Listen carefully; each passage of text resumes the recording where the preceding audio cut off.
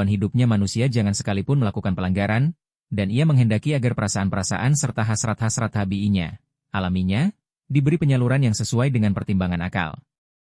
Jadi, karena jiwa itu mengecam tindakan-tindakannya yang buruk, maka ia dinamai nafs lawa'amah, yaitu nafs, jiwa, yang sangat mengecam. Walaupun nafs lawa'amah tidak menyukai dorongan-dorongan tabii, alami, bahkan selalu mengecam dirinya sendiri, akan tetapi dalam melaksanakan kebaikan-kebaikan ia belum dapat menguasai diri sepenuhnya. Kadang-kadang dorongan-dorongan tabii, alami, mengalahkannya kemudian ia tergelincir dan jatuh. Bagaikan seorang anak kecil yang lemah, walaupun tidak mau jatuh namun karena lemahnya ia jatuh juga, lalu ia mengecam diri sendiri atas kelemahannya.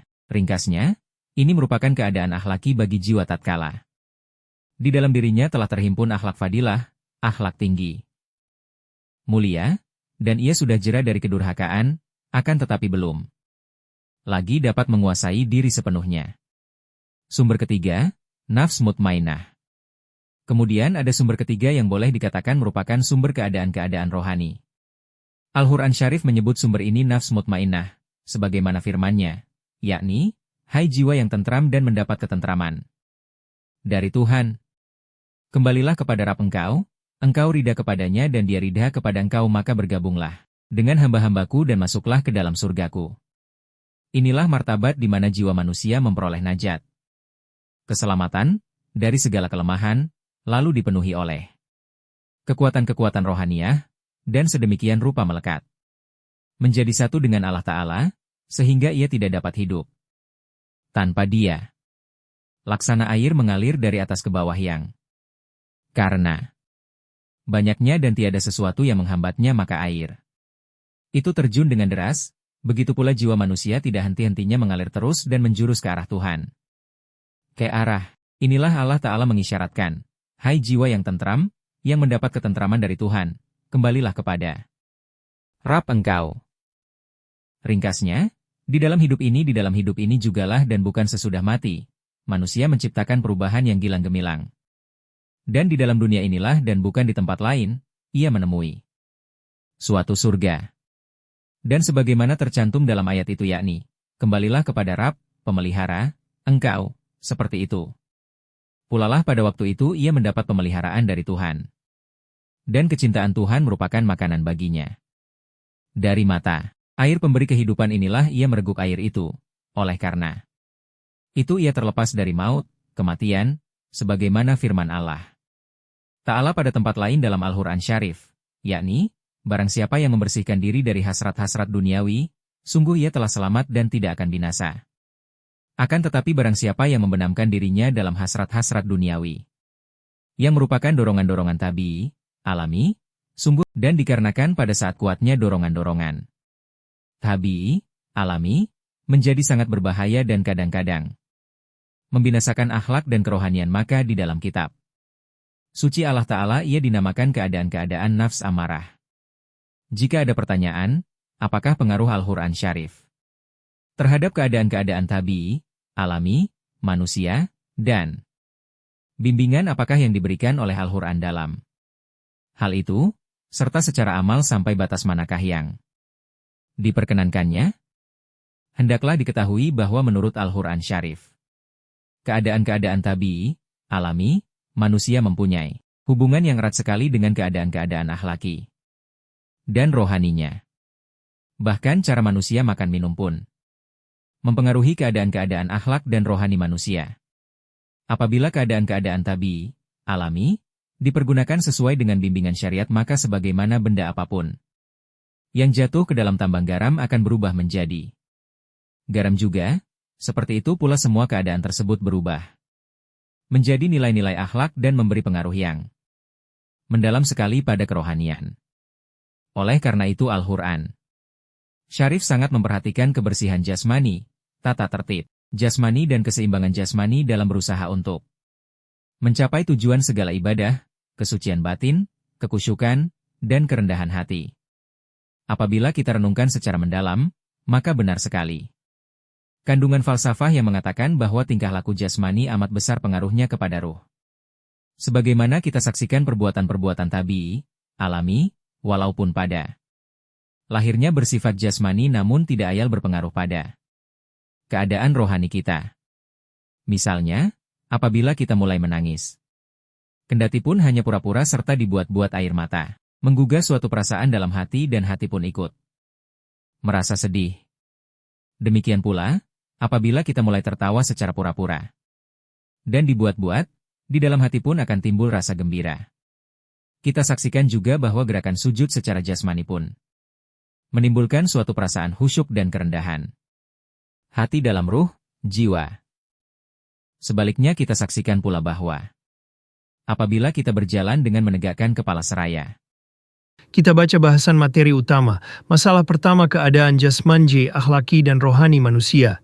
Sidang yang terhormat diharap maklum bahwa pada halaman-halaman pertama, karangan ini terdapat beberapa kata pendahuluan yang mungkin nampak seolah-olah tidak ada sangkut pautnya dengan uraian berikut.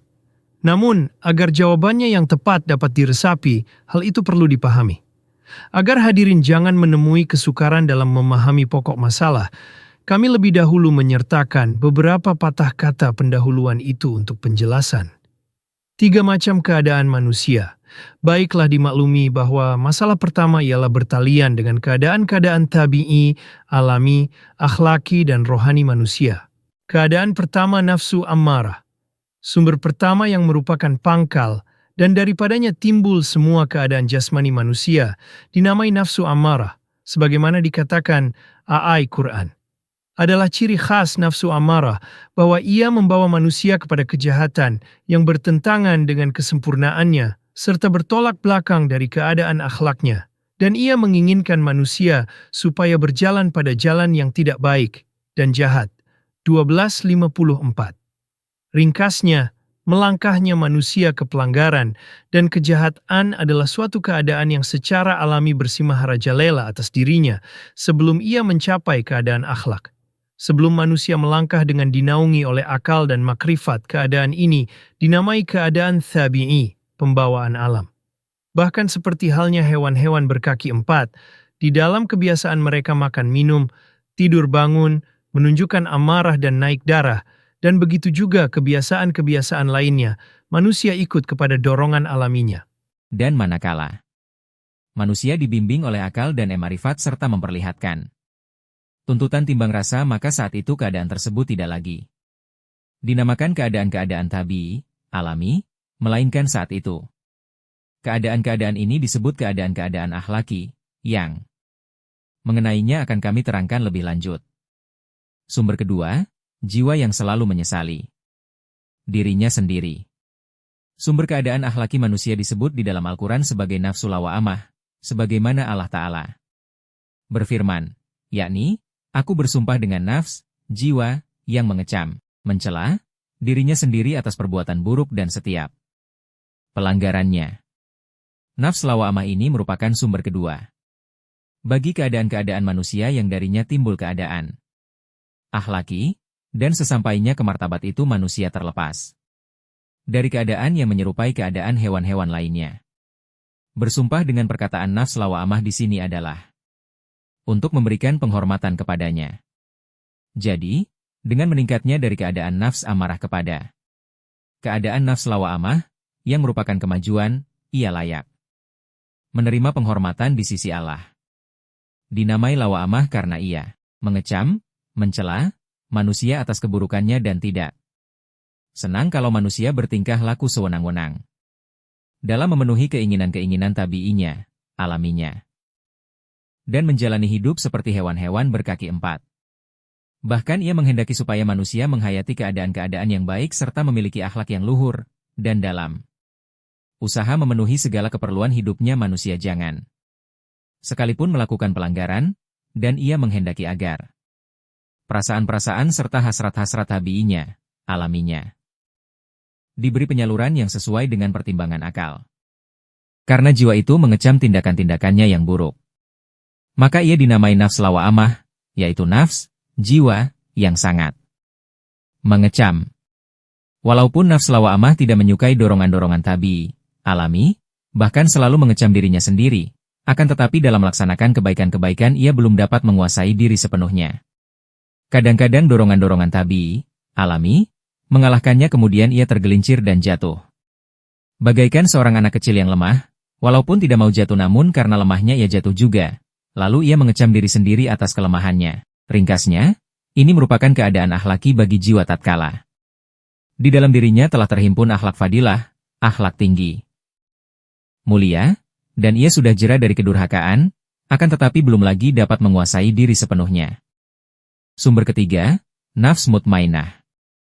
Kemudian ada sumber ketiga yang boleh dikatakan merupakan sumber keadaan-keadaan rohani.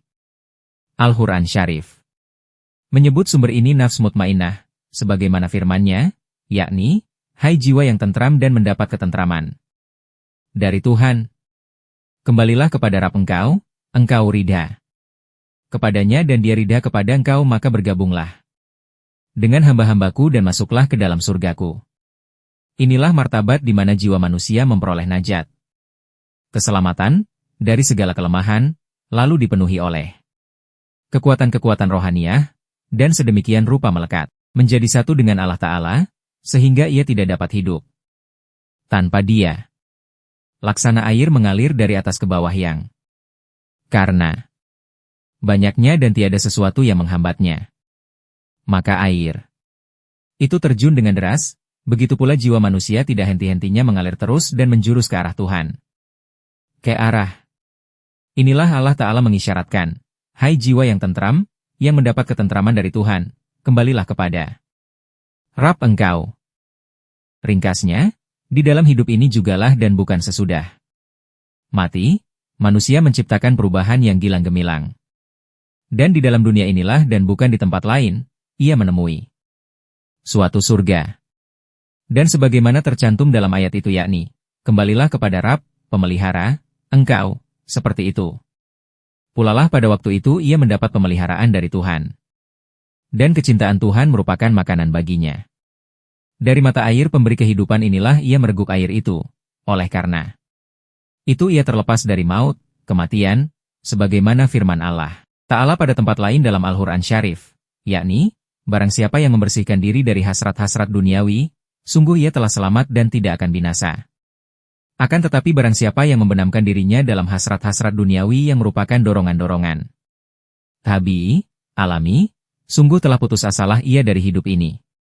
Jadi, inilah tiga keadaan yang dengan kata lain dapat disebut keadaan-keadaan tabii, alami, akhlaki, dan rohani. Dan dikarenakan pada saat kuatnya dorongan-dorongan tabii, alami, menjadi sangat berbahaya dan kadang-kadang membinasakan akhlak dan kerohanian maka di dalam kitab suci Allah Ta'ala ia dinamakan keadaan-keadaan nafs amarah. Jika ada pertanyaan, apakah pengaruh Al-Quran Syarif terhadap keadaan-keadaan tabii, alami, manusia, dan bimbingan apakah yang diberikan oleh Al-Quran dalam hal itu, serta secara amal sampai batas manakah yang diperkenankannya? Hendaklah diketahui bahwa menurut Al-Quran Syarif, keadaan-keadaan tabii, alami, manusia mempunyai hubungan yang erat sekali dengan keadaan-keadaan akhlaki dan rohaninya. Bahkan cara manusia makan minum pun mempengaruhi keadaan-keadaan akhlak dan rohani manusia. Apabila keadaan-keadaan tabii, alami, dipergunakan sesuai dengan bimbingan syariat maka sebagaimana benda apapun yang jatuh ke dalam tambang garam akan berubah menjadi garam juga. Seperti itu pula semua keadaan tersebut berubah menjadi nilai-nilai akhlak dan memberi pengaruh yang mendalam sekali pada kerohanian. Oleh karena itu Al-Quran Syarif sangat memperhatikan kebersihan jasmani, tata tertib jasmani dan keseimbangan jasmani dalam berusaha untuk mencapai tujuan segala ibadah, kesucian batin, kekusyukan, dan kerendahan hati. Apabila kita renungkan secara mendalam, maka benar sekali kandungan falsafah yang mengatakan bahwa tingkah laku jasmani amat besar pengaruhnya kepada ruh. Sebagaimana kita saksikan perbuatan-perbuatan tabii, alami, walaupun pada lahirnya bersifat jasmani namun tidak ayal berpengaruh pada keadaan rohani kita. Misalnya, apabila kita mulai menangis kendati pun hanya pura-pura serta dibuat-buat air mata menggugah suatu perasaan dalam hati dan hati pun ikut merasa sedih. Demikian pula, apabila kita mulai tertawa secara pura-pura dan dibuat-buat, di dalam hati pun akan timbul rasa gembira. Kita saksikan juga bahwa gerakan sujud secara jasmani pun